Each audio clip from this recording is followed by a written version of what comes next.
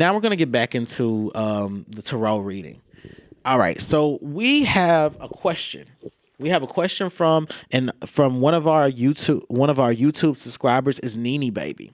Nene Baby wanted to know, what jewels of wisdom did his mother share with him as a child?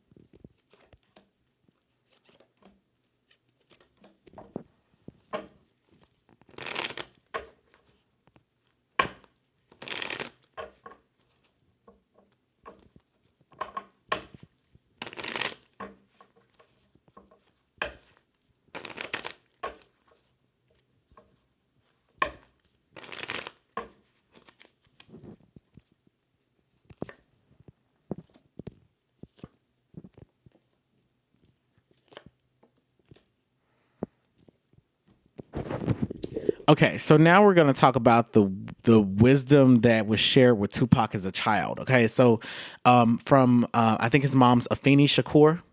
Okay, so I get the Tower, the Hierophant, the Seven of Swords. So this particular row of cards is saying that the most powerful force around him, the most powerful teaching around that Afeni Shakur gave to him was that he should always.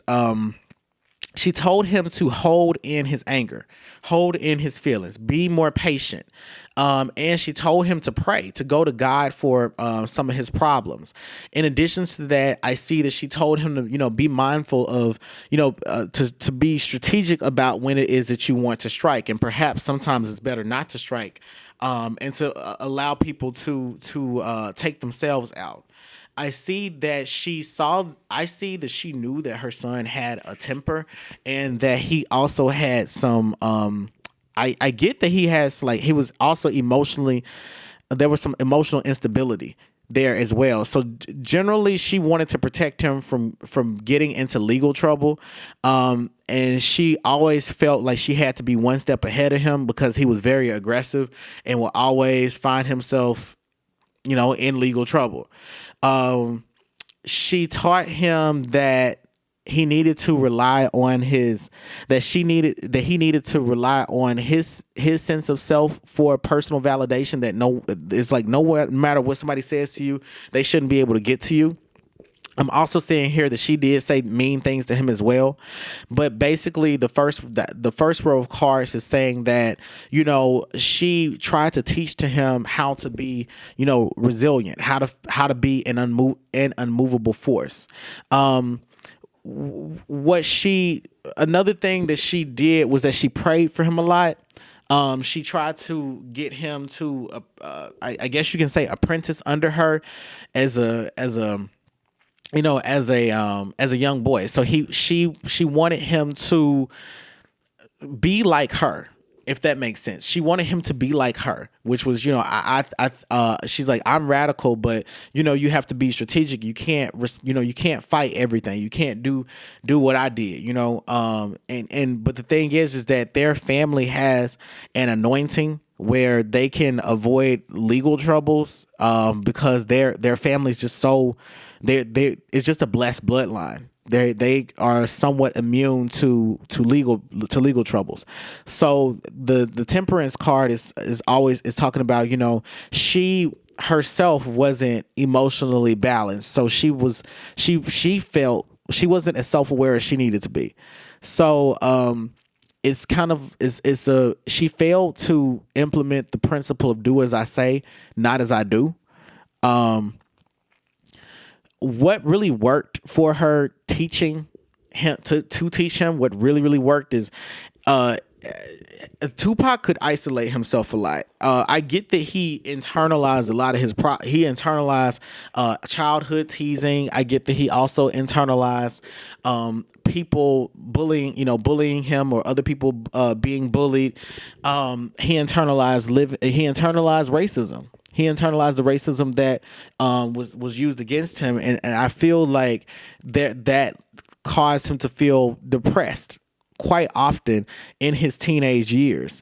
But what Afeni's teachings did for him was he was able to replay her wisdom in his head to get out of these funks. So that was good for him. He was able to pull himself up by his bootstraps. In addition to that, because she was not. I don't get that she traveled a lot. I don't get that the family traveled to too many different places. I get they may have gone to Chicago, like somewhere like Chicago, the Midwest, going somewhere down south, but it wasn't much traveling going on. But Tupac was she saw that her son had the ability to travel across the world, nationally and internationally. So the main thing that she wanted to do was to allow for her teachings to inspire him to do more than just stay in the city and do work for the city. Your voice is bigger than that.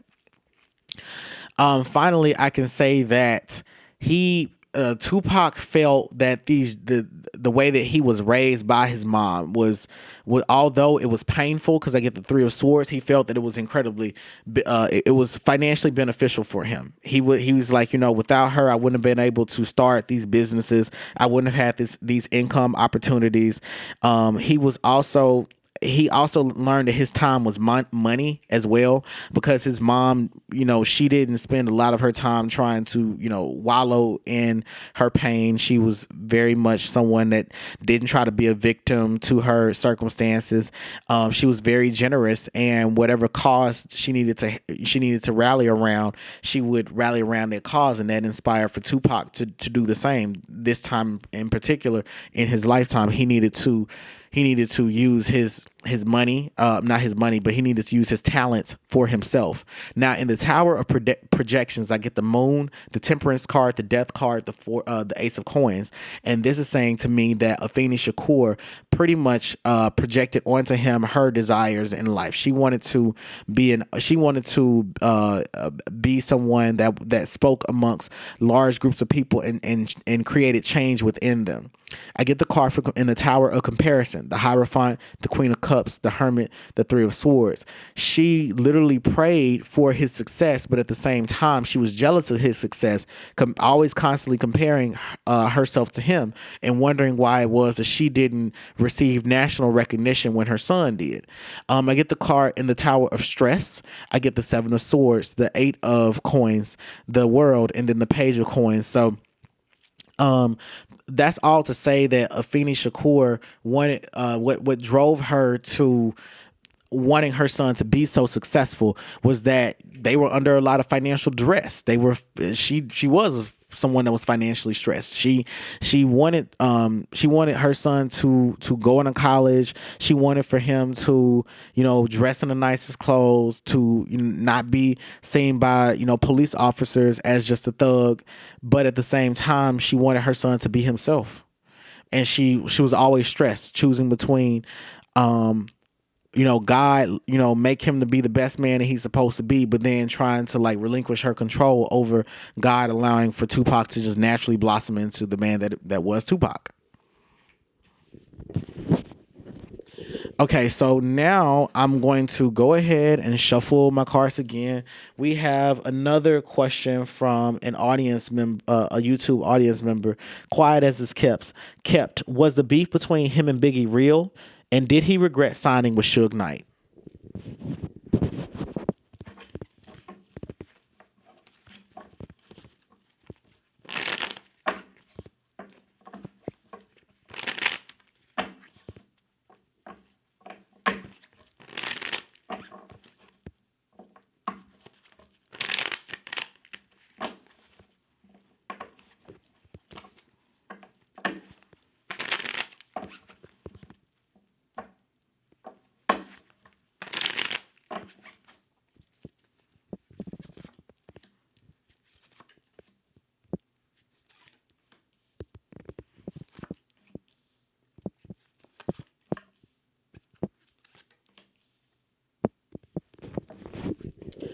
So the first question about the beef between Tupac and Biggie being real, I get the Ace of Cups, the King of Coins, and the Fool. The arithmetic of these three cards is saying that Tupac was upset with Biggie over financial matters, and they had a supportive relationship as far as money was involved, but as soon as disputes over money and intellectual property, um who you're not loyal to me about dealing with this chick, and they started to fall out and their relationship stopped becoming profitable. I'm also seeing here that their friendship was it was hot and cold. I get that Tupac was someone that liked to have a lot of fun, and Biggie was a lot more chill, laid back. Tupac was very energetic, but they were like yin and yang with one another, and I see that there was a brotherly bond between them. But because of this obsession over money, it caused for the relationship between them to become corrupt. So I want to say definitely their beef was real. Now, as far as Tupac, does he regret if he's signing with Suge Knight? We get the Hermit card, the Justice card, the Knight of Swords, and the arithmetic of these particular cards is saying that there was some regret because Tupac felt isolated on this record label. He also felt like he felt like he just couldn't move anywhere, that he was being surveilled all the time, that he was always left in the dark about when his music was going to be debuting. There was drama and conflict over contracts. There was also jealousy on Suge Knight's part over Tupac's charisma. I see that Suge Knight was also getting involved in some of Tupac's family matters as well, and that was stirring things up between them. That was causing stress in their relationship. I see a lot of personal challenges in these cards, and I also see, pretty much it's like Tupac was creating drama for its own sake. So he was fighting against Suge Knight, not for like a genuine goal. It was more so like, you supposed to, you supposed to be there for me. You supposed to be there for me. And it's like Tupac was supposed to be fighting because, it's like this dude is taking your money, man. But Tupac is fighting because he's like, this dude is like, he's not treating me well. He's not close to me. It ain't even about the money right now. He's like, I want justice. But I'm also seeing Tupac doing interviews about, interviews with people, talking about this between him and Suge Knight, saying that he's not liking the contract negotiations. How can he improve the contracts that me and him got going on? There's this thing is unfair between me and him at work, and it's like at first Tupac was trying to let the money go, the money issues go, because it was petty. It was petty money, petty amounts of it. But then it was like, hey, I need you to do this entire album, or produce this body of work that's gonna cost these thousands of dollars, but we'll profit this million, and here's what I'm going to pocket, but you're gonna get this sort of exposure. It was pretty much like Tupac felt that he was becoming an artist that had a lot of public notoriety, but he was like, I don't have the money to show for it. So what started out as his feelings being hurt over Suge Knight not being a good friend to him, then turned out to like, it's like, you're a terrible boss, you're a terrible employer, I hate you, man, and we got beef. Like you're fucking with my money, and you getting into stuff with my family. Oh no, son, that's how it is. So now we had another question from different people on YouTube, which were, does Tupac regret not having children?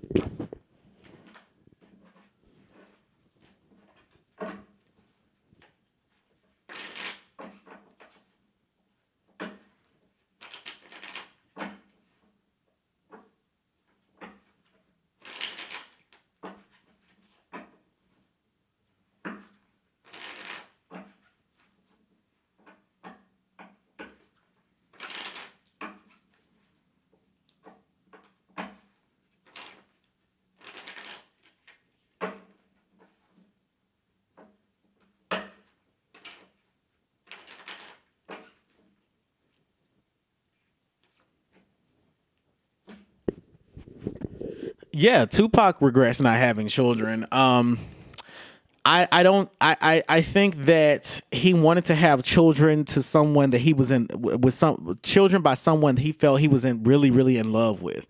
And I mean that it's like he wanted to be married happily in love, and he needed other people to, especially people in the public eye. He needed for people in the public eye to be able to see it, to see something that he didn't see. It's like, this person is the perfect person for you. I get that there was one woman that he did want to have children by, but he wasn't able to. It's a girlfriend.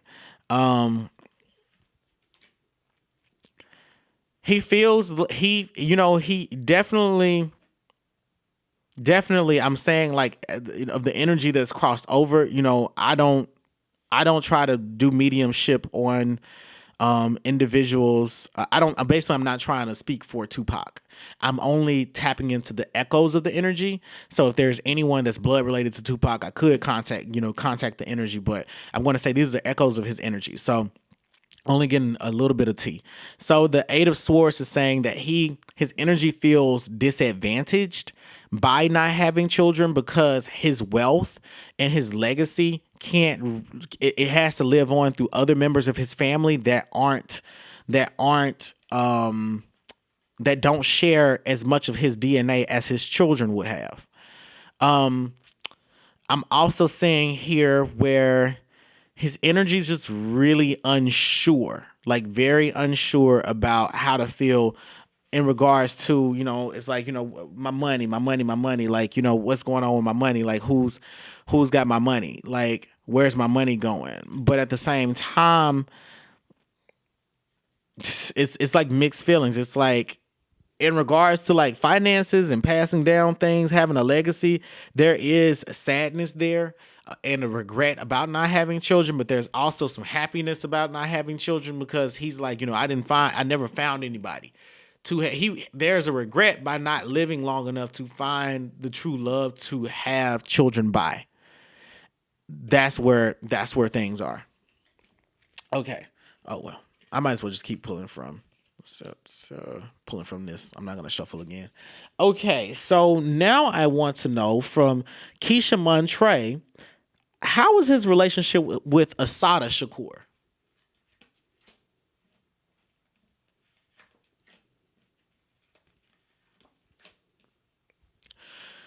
Asada Shakur provided him with wise counsel, very, very wise counsel. She definitely helped him to feel like a king. I'm also saying here that she encouraged him to travel to Cuba if he ever went to Cuba. I'm not sure, but she encouraged him to. And he revered her. He had a deep respect. For her as well. I see it as I'm not exactly sure of the depths of their relationship, but I know if somebody asks this question, they have a relationship. But with her coming up as a priestess, she was a spiritual mentor for him, and she helped him to maintain good relationships with other people. He would tell her about problems that he was having with women that he was dating, issues that he was having with the law, problems that he was having with his mother, problems that he was having internally, problems that he was having with his label, and she served as a spiritual mother for him.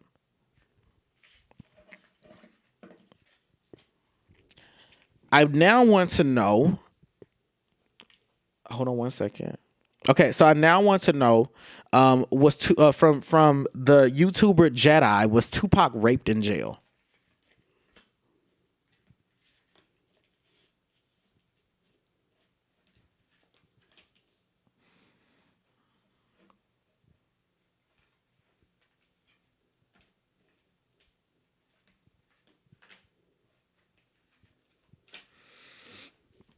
Okay, so I'm definitely seeing here where there was okay, so here there's a woman that's behind this. there's a woman that's behind this story because the Ace of Swords is over her. So there's a woman that's been telling this truth, or spreading this truth, or wherever it came from.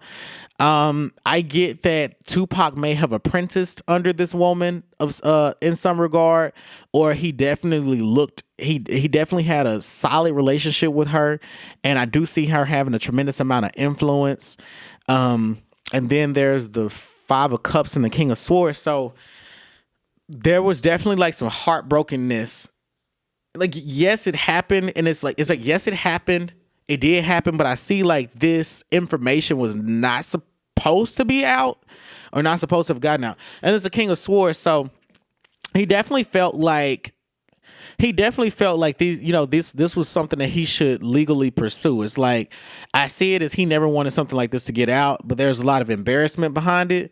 And the Five of Cups is essentially like, I've got to stand up. I basically, him being disappointed in this woman, but then standing strong through this tribulation, and feeling like, feeling heartbroken over this information being revealed. So the cards are like, yes, it did happen, and here's the effect of it. Okay, so did he have relations with Faith Evans? Did Tupac have relations with Faith Evans?